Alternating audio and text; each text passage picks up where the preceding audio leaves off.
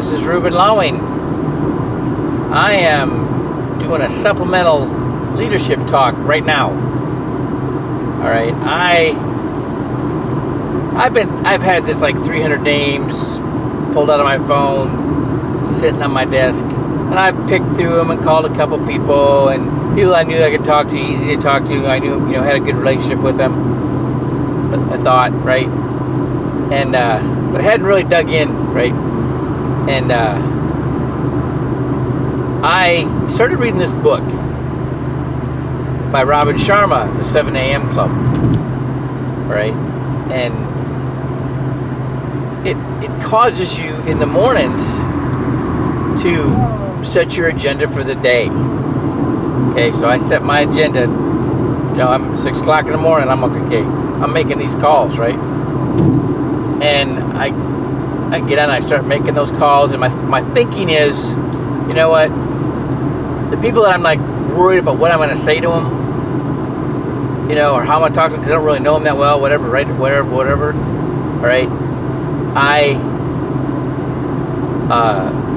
Most of them, I end up leaving messages, right? And I don't usually do that. I was trained to make 3 calls, rings 3 times, hang up, call the next one. So you're talking to mostly live people, right? You're getting to it quick. You can get through a list fast, right? And but I left messages on the ones that didn't pick up until about 10:30, right? And then I started getting callbacks, right? Got a call back from a pastor, right? And he's, kind of been putting me off for a while, I'm just too busy and with everything going on and all that. And I'm like, okay, I understand. Tell you what, you got me thinking.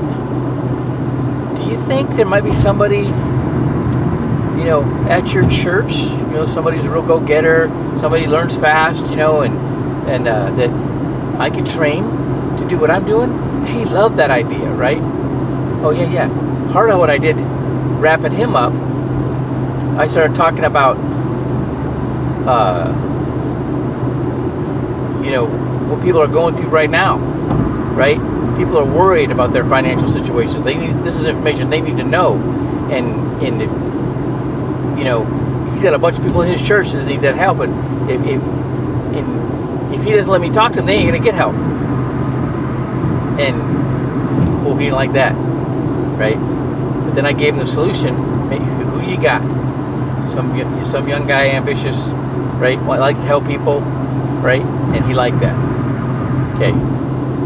Then I get a call back from this lady, and very unassuming, real sweet lady, I know from church. She used to work at a bank, right? She's retired and everything right now, but she's a widow.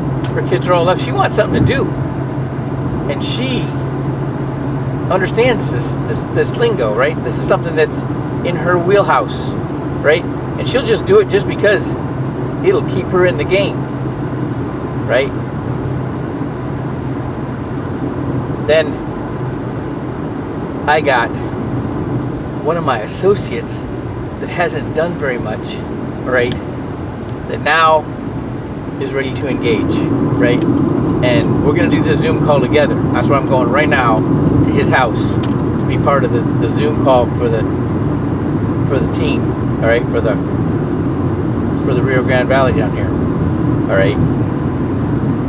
And he's got a policy, all right? He's the one that coming back from the refinery where he works at in Houston, telling me these people need this. They need to know this information. I'm like, preach it, Mike. All right. and something happened, right? He got enough exposure. Okay. So I figured out that those people that don't do nothing right away is because they go into beta. They go into beta brainwave, and they're locked up. Okay, and you got to be patient. You got to be encouraging. You got to be, can help them get through whatever little uncomfortable thing that they're having to deal with, all right, then they'll get busy. Okay, but you just got to get past that first hump, all right? And these little things, like in the morning, making calls and leaving messages, and you get callbacks, right? So I've got like 5 people that are going to be on the 7-step with Gold Street tonight, right? And then I got for sure the associate. I'm going to go. We're going to be on the Zoom call together. It's kind of like putting this prospect in your car to take him to the BPM. It's kind of the same way, except I'm taking the Zoom meeting to his house, right? So there's that. Those are little things that help people get through the beta blockage. Just so you recall, when your mind is in beta mode, all right, it doesn't let new information in. It only operates with what's in your subconscious database. The things you already know, you can access them quicker, right, and to get out of your situation.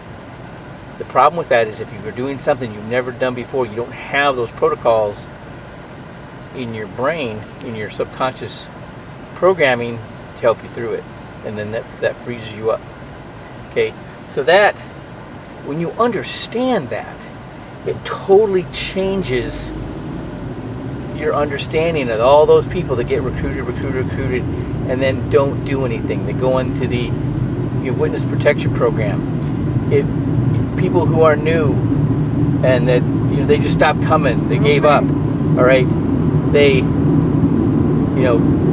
and they understand what's going on with them. It may get them through it. That's hopefully some people will hear that. All right, and check this out. When you realize that it's something that's not even real anyways, it'll cause you to relax. And then all that stuff that you've been trying to learn and you can't get in, all of a sudden it starts popping in your mind. You get these little epiphanies fast. It's like when you turn on your cell phone after it's been off for a couple hours and all those messages start popping. Okay, that same exact thing happens once the stress is lifted. All right. Hope you got something out of this.